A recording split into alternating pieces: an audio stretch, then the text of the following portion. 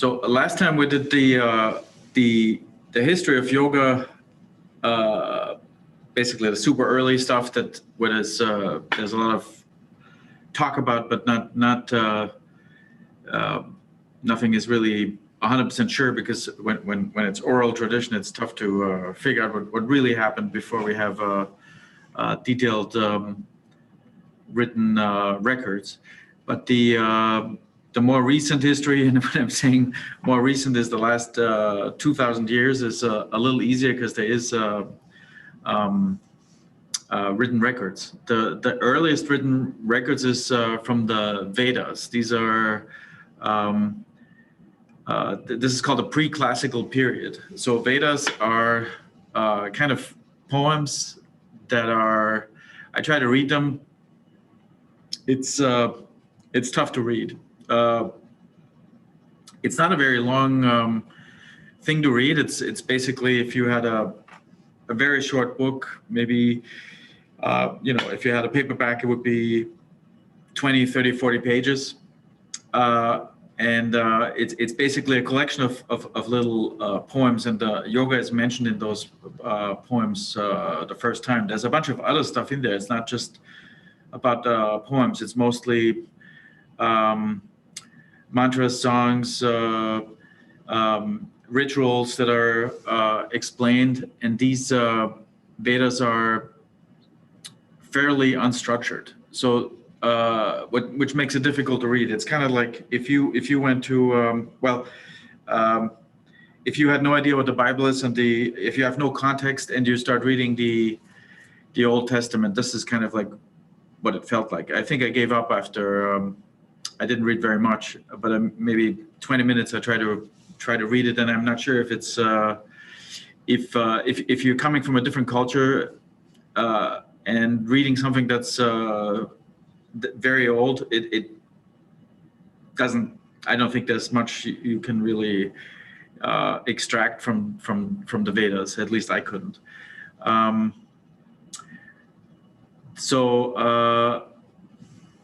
The Vedas are there's 4 books. They're very short if you print them on in a modern binding, and each one of those 4 books has 4 subchapters.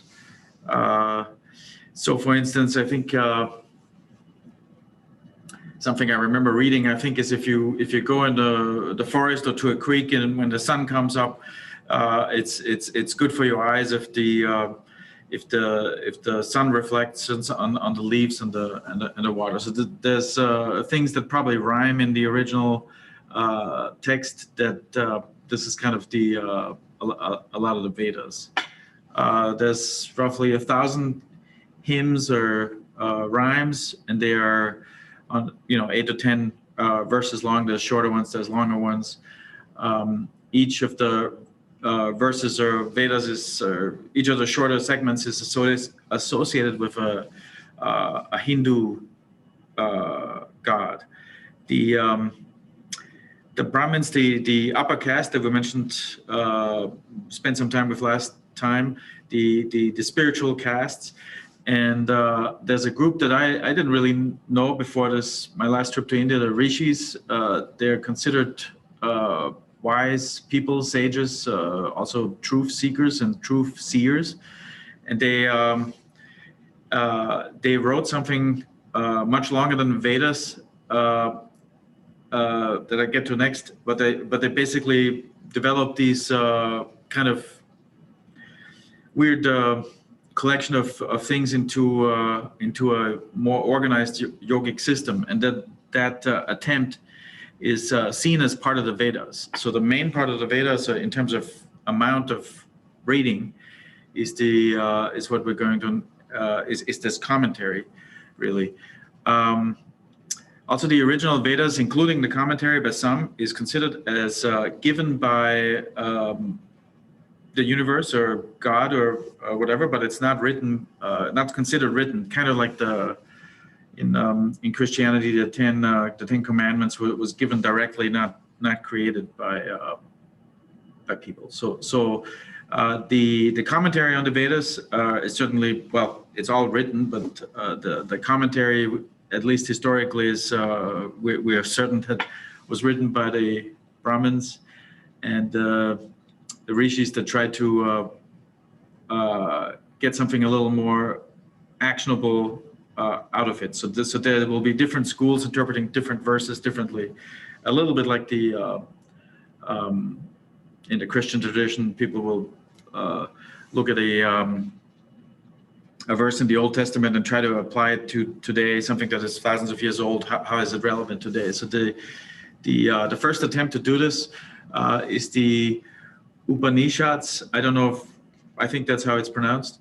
And these are the last part of the Vedas. Each Veda has 4 parts, and the commentary is the longest part, and it's mostly a commentary, an attempt to explain the significance of each verse and some kind of an interpretation of it. And it's easy to read, but importantly here is it combined. So the idea of yoga and ritual sacrifices. So a lot of Hindus are a sacrifice or a puja,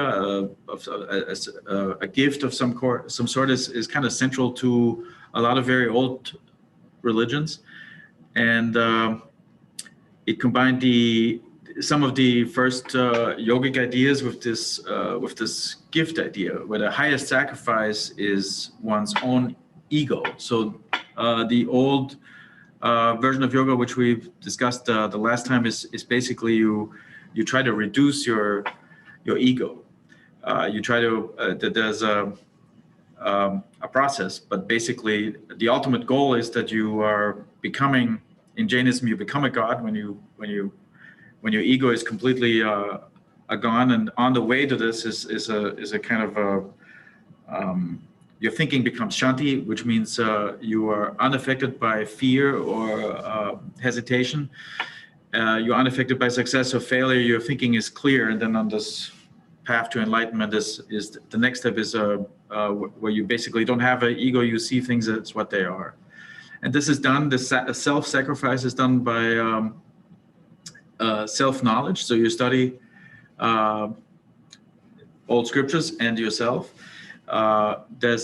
You try to adjust your actions. This is so. As I explained in previous lectures, karma is kind of a concept where you, independent of intent, for most people in the Eastern tradition, the intent doesn't really play a role. Your actions are basically the effects of your actions accumulated in your karma. So if you step on an ant, it doesn't matter if you did or didn't, but this slight. The effect of your action is that the ant is dead, and that is keeps adding up. So over your lifetime, you're accumulating karma, and then you also try to improve your wisdom on this path to self-sacrifice, so reducing your ego. So all these things are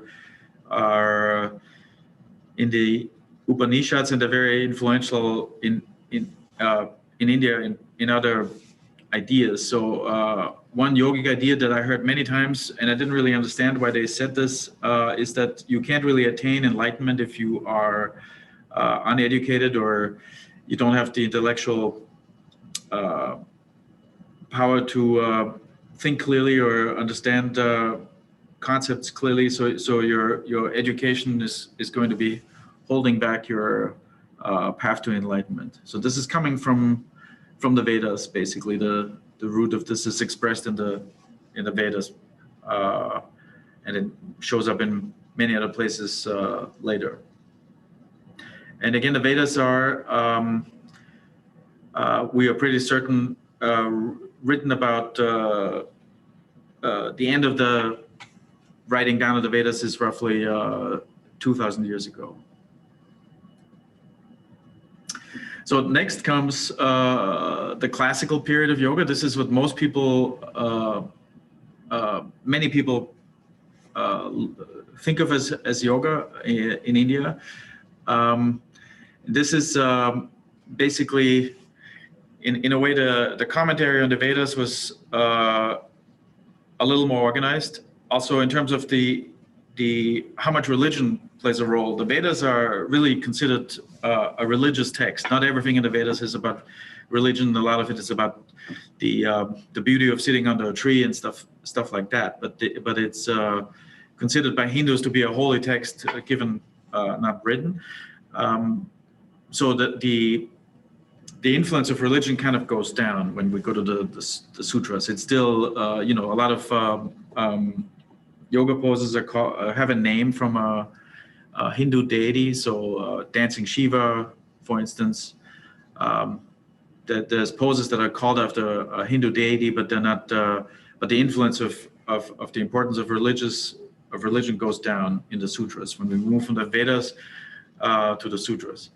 So this is called the classical period of yoga. So this was roughly less than 2,000 years ago. So most people estimate it to be around 1,800 years ago.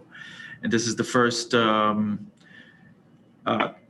this is more tightly organized than the commentary on the Vedas. So this is something that's what we would,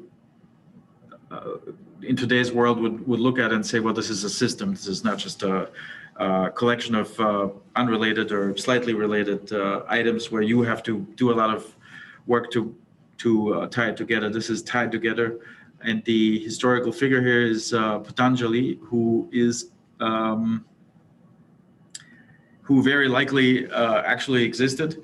So this is a historical figure. There is some debate of if he really wrote the sutras or all of it. So it's more plausible that it was a bunch of people or a school of people that didn't really closely work together, but who basically maybe unified their work later on. So it's kind of a little bit like Patanjali in India and Shakespeare in England, where some people think that Shakespeare was maybe a company, a group of people who worked together because there's style differences and so forth. So this could be that Patanjali was aging or Shakespeare was developing as an artist. But some people say the differences are so that it would more likely be a different group of people. But it was all unified in the sutras. And there's one book, one chapter of the sutras is the Yoga Sutra. So this approach is the Yoga Sutras have almost nothing to do with Hinduism. It's more of an it has nothing to, caste is not implied in anywhere, but it's simply seen as a path of individual enlightenment. So it has you don't have to be so this was easily adaptable by people who didn't grow up in India. The basic framework I think we've mentioned in other topics like yoga and mental health. Is presented in a framework of 8 steps. So this is called the 8 limbs of yoga, and it's each of these 8 steps is discussed in detail and has sub-steps and so forth. And I think we'll have another place where we'll talk about the 8 steps. Basically, oftentimes this is depicted as a tree, but the thing of the tree is that they seem like this is the favorite representation of these 8 things, but they're really kind of they should really be in order. So the number 1 and 2 is basically on the same level. The first step is the restraints, the things not to do. So no stealing. Things like this. So in a way, one way to think about this is the 8 steps is if you look at a normal person that has no spiritual interest, that goes to work and has fun and does normal things.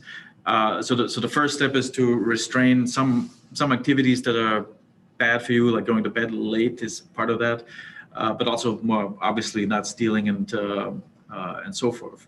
Non-violence is part of this. First step, and then there's a second step is things to do. So yama and niyama is things not to do and things to do. So these are basically the first 2 branches that I would say are equal in importance. Then the third step is the asanas, what we think of as yoga, the yoga postures. Not the, well, also if you do asanas, your posture is probably better, but the yoga poses. So this is what most people around the world assume yoga is.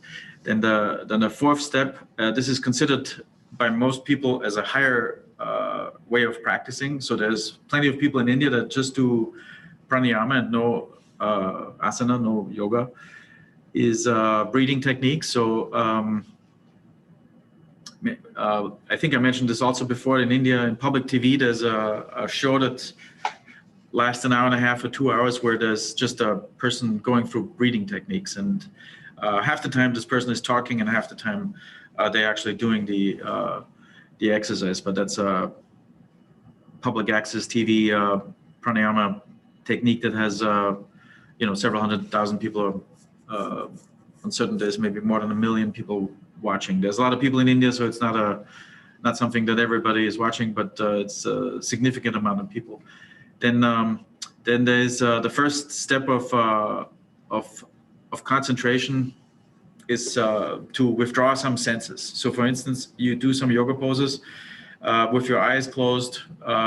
So you're trying to reduce your senses to focus more on yourself.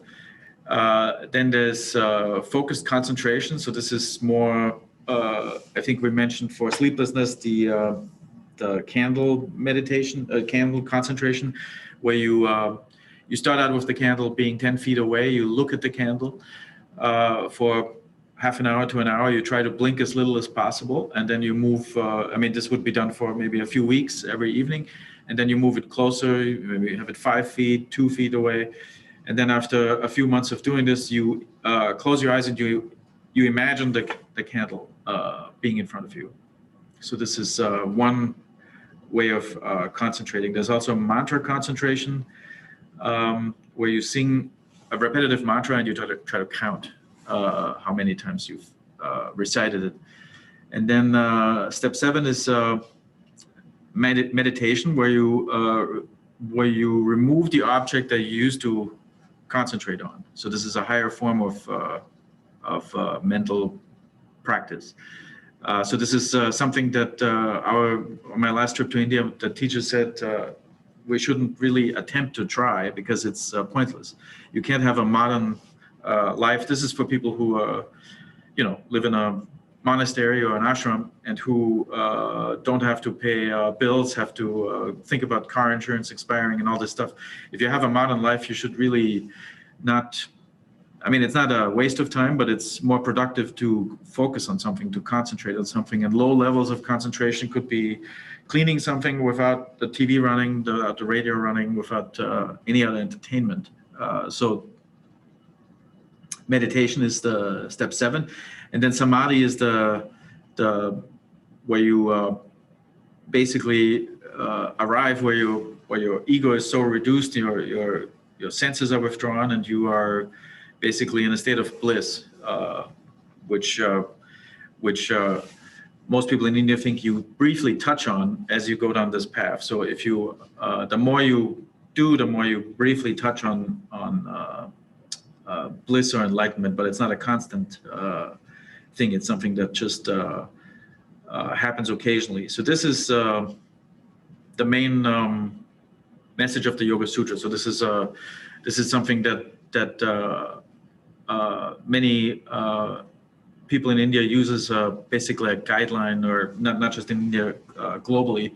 Like I said, so the importance of religion is diminishing. So it's coming out of India, it's coming out of a Hindu culture, but it's something that has nothing to do with Hinduism. It's still used by many ashrams in India.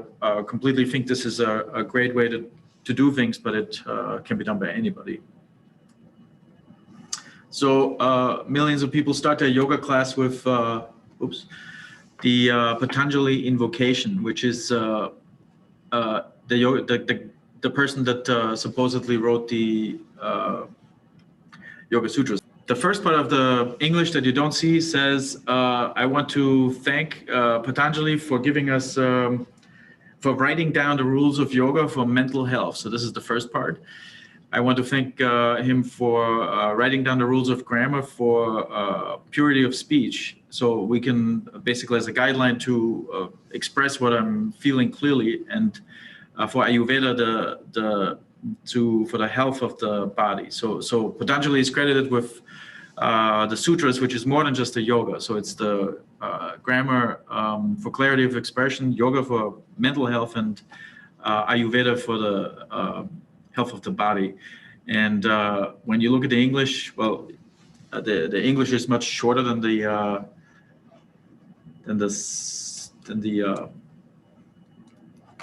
Sanskrit version. But this is what many people that do Hatha yoga and Ashtanga yoga sing every time they start the yoga class. People will put their hands together, bow their head, and then the teacher will go for this. This is a mantra. So this is a kind of a long one. It has 8 lines.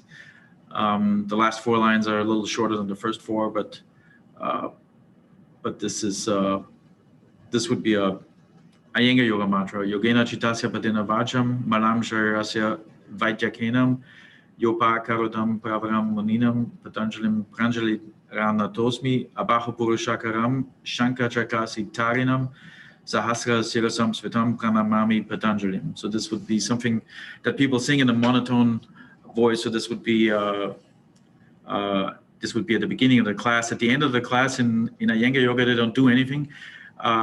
They want to separate the time before yoga and where yoga starts from. So this is a kind of a distinct separation of the time. But then after the yoga class, you're supposed to be relaxed, in a good mood, and you don't really have to separate that time. So you just.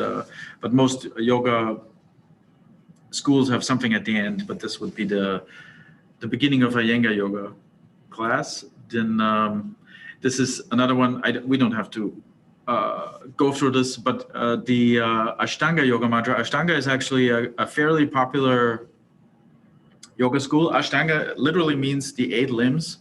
So it's 8 limbs yoga. So it's based on the slide with the 8 limbs. And so that's a very old form of yoga, and they have a similar mantra. The second half of the mantra is exactly the same. So I downloaded the translation of the Ashtanga yoga mantra just earlier today. The second half of the translation is different than the other half, which I've, I don't know Sanskrit, so I'm just downloading different translations. Also, what people teach you in India is you don't really have to know the meaning of the mantra. You just repeat it. But of course, I'm not from India, so I don't want to know what I'm saying. But the second half of the Ashtanga yoga mantra is exactly the same as the Ashtanga yoga mantra, and the second half in English is not the same. So it also always seemed I was always a little skeptical that the Sanskrit seems to be quite long for the 3-4 lines of English.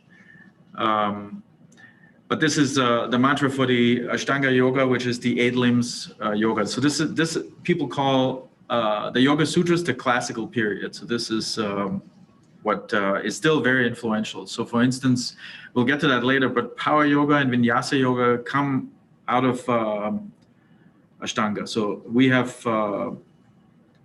several Power Yoga studios in Iowa City. I mean, they are in this tradition. They might not know it, but they are. They do some things in the sun salutation that is the same as in Ashtanga Yoga. So there's a 2,000-year-old system that's still. I mean, it's changed, but it's still there in the form of more modern yoga. So my header probably says post-classical yoga. This starts. It's parallel. So we're becoming into a period where in India there's a kind of a parallel development of different styles of yoga. So Ashtanga yoga didn't disappear.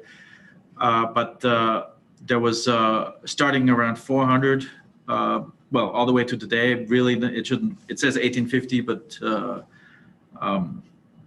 it could say any number because actually also in Iowa, the Maharishis will come under this, as we'll see in a second. So there were several influential yogis that started to focus on the body as a starting point. And the way they did this is basically, they said, well, this is the body that we have is the most imminent thing we can influence. So it's the easiest way to start with the body. So it's different from the Ashtanga Yoga in the sense that you really start with ethical behavior. The first step is to not do certain things and to do other things, the yamas and the niyamas. So here we say we can start with the body because that's what we have. We don't have to worry about.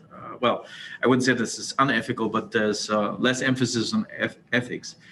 So it's supposed to all these new yogic techniques were supposed to rejuvenate and cleanse the body. So there's a lot of cleansing rituals that are coming from this time. One is the nose cleaning. I don't know if you have this, the neti pot. That's coming from this period. So the salt water running through the nasal cavity and coming out on the other end, it kind of, the salt in the water blocks the nose from producing too much snot. And then in this neoclassical, post-classical period, the focus was on prolonging the physical life in your body and liberate yourself from, liberate your mind, liberate your body. But in the extreme form, it was also liberating us from the laws of physics. So there was people who claimed that their guru lived 200, 300, 400 years and then disappeared in a cloud or something like that. And in Iowa, there's the Maharishis who claim that they can fly. So this is also coming out of this post-classical period. So I think the Maharishis, they have this seated technique where they basically go into a pose called butterfly. But instead of most people moving the knees up and then having trouble touching the floor, the hips are so open. For people who do this a lot of hip opening, they can push against the floor. And when this is done for a long time, there's people who can actually jump up a little bit from the floor. So from this is the first step in learning how to fly. So I'm a little skeptical of the flying, but this is something that certainly came around when yoga was formalized in the Yoga Sutras and people started dedicating more and more time on the physical part of the yoga. I think what happens is when I do yoga a lot, when I come from the US and I go to an ashram and I do yoga 4 hours a day, it just, the first couple of weeks you calm down and you sleep a lot. You're more tired than normal, and then after a while, when you get used to it, you're super alert, and nothing can faze you. So this is maybe week 3 and 4 if you do a lot of yoga in a quiet place. If you are in a busy place, I think it's less. But if you're in a quiet place, this where nothing can faze you, and you're basically suddenly able to do a lot of things that you thought would never possible. I think if you extrapolate this, you get into this. Well, I would call it la la land, because you think if you keep doing more and more, your capacity as a human just keeps going beyond what's normal for humans or what's even possible for humans. And I think this is I'm not really into this stuff, but this is where out of this period came a lot of yoga styles that are also still influential today. For instance, Hatha Yoga is one of them, and then there's Tantra Yoga. So Hatha Yoga is probably the most influential in India. Tantra Yoga is also influential globally and in India. But the subtle body talk that we had in the last part of the anatomy is basically from Tantra Yoga. It's a bridge. It's a way to go from the gross body, what they call gross body, to the outer layer, and to get reconnected to the cosmos. There's a big misunderstanding here. There's also something called Tantric Yoga, which is usually associated with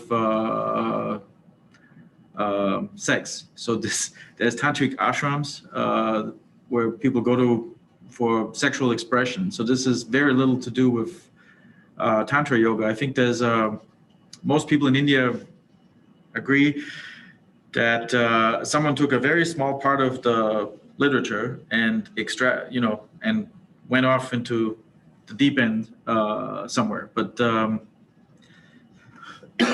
my understanding of Tantra Yoga is, I don't really know much about it, is that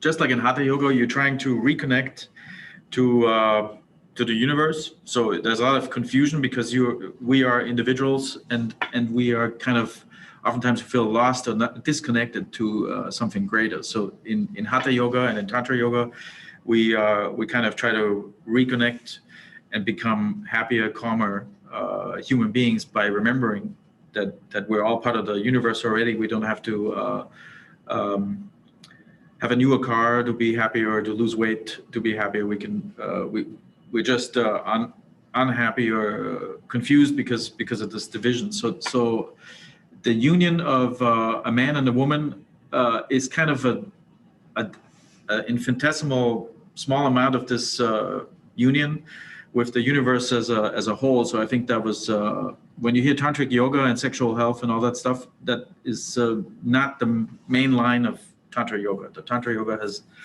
almost nothing to do with that stuff, but there's Tantric Yoga that is supposed to help people with sexual problems that exists, and it's a fairly large. There's a lot of people that are doing that stuff. It's just that I'm not saying it's bad. I'm just saying it's not connected to the original thought, I think.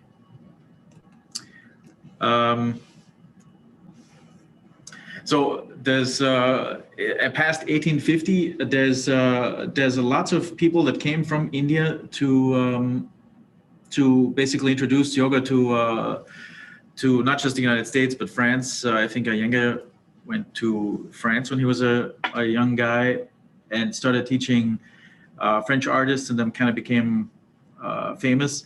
But I think in the I'm not sure about the year, but there was a World Religion Conference, and it was probably in the 1920s, actually. But I'm sure there was the idea of yoga made it to the US and to Europe long before that, specifically to Britain, because India was a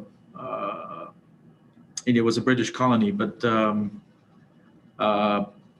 so out of all these traditions that went on for the last 2,000 years, parallel, there's slightly different variants all over India, that there's different ashrams that are doing different things. So Tantric Yoga is kind of like that. It came out of us something that was fairly insignificant as part of Tantra. So there's this Tantric Yoga. There's something called Shivananda Yoga in India that is also very young. It doesn't have any differences in terms of the yoga, the asanas that we do. It just rejects the caste system. So you could really paint a tree also for contemporary yoga, because you basically in the trunk you have the Ashtanga Yoga and the Hatha Yoga, and then you come out into thousands, if not hundreds of thousands of yoga forms that are. I could start Christoph Yoga and base mine mostly on Iyengar Yoga, but add a couple elements of something else, and we would have a new yoga forms. When I'm teaching a class, I'm taking ideas from different places, but to be serious, there's probably 1,000 serious yoga schools, and I just listed a few here. Shivananda Yoga is just rejecting the caste system, but it's basically Hatha Yoga. Forest Yoga, I went to one class. It's basically Iyengar Yoga, so they use a lot of props. Iyengar yoga itself is also an offshoot of Hatha yoga. So Iyengar is coming from the Hatha tradition, and forest yoga is coming off Iyengar. There's something called power yoga. So power yoga is actually quite popular in the US. And I think it's, if it's moving very quickly, so there's some risk of injury. The first half of the class is usually very fast, and there's a philosophical reason behind this. There's something, your fight or flight reflex is they try to activate that fight or flight reflex, and then they go into balance poses. So the second half of a power yoga class starts with the balance pose. When your teacher says come into tree pose or something, and you've just been jumping around for half an hour, it's very difficult to balance. But that's on purpose. They're trying to promote calmness by for 1/2 hour controlling this fight or flight reflex, and then going into a calmer second half. So there's that. There's vinyasa yoga, which is basically power yoga but slowed down. There's Bikram yoga or hot yoga, which has been in the news for negative reasons. I think the guy that came to America from India didn't really invent that much new stuff. I think he took a routine from India and put it in a hot room. I think there was some sexual scandal with his students. I think there's a documentary on Netflix. So the guy that started hot yoga had to move to Thailand because they have no extradition with the United States, but there's several court cases pending against this guy. And I think downtown is a hot yoga studio, not affiliated with that guy, just the independent studios, but they used to be certified by this guy, but they have otherwise nothing to do with, there's no scandal here in Iowa City. Or maybe there is, but not related to what I just said. Then there's hundreds of other ones that I don't know, but basically you could argue the tree of yoga is also just all these different types of yoga that come out of the main trunk, I would say, is the sutras, the yoga sutras, and hatha yoga. There's something in India that's quite popular also around the world, laughing yoga. So there's you come together with people that you might not even know, and you start to laugh, and then there's some kind of reflex in the body where you're really laughing initially. I think I've never done it, but people say it's pretty awkward at first, but then 10 minutes later you're laughing hysterically, and you don't know why. There's a guy called Osho that I don't think it's called Osho yoga. It's more meditation techniques. But this is also a form of yoga where you a system where you it has the same goal as yoga. You get over your limitations by giving into so all the niyamas, all the yamas, all the things you are supposed to not do, you do them so they lose importance to you. So if you feel like drinking is in the way of your spiritual advancement, then just basically drink for a while and then engage in it fully. And then when you see that this is a dead end, then you can come back to more serious spiritual advancement. So that's also a guy that's in India. And interestingly, it's in the same town as Iyengar. So I didn't know about the Osho guy when I went to India, to Pune for the first time. In Pune is the headquarters of Ashtanga Yoga, and right next door is the Osho organization. So Osho is more famous, I guess. So when you say you go to Pune, then people assume you're an Osho guy. But basically, that's this went a little quicker. Oh, it is. This is all I have. If you do you have any questions?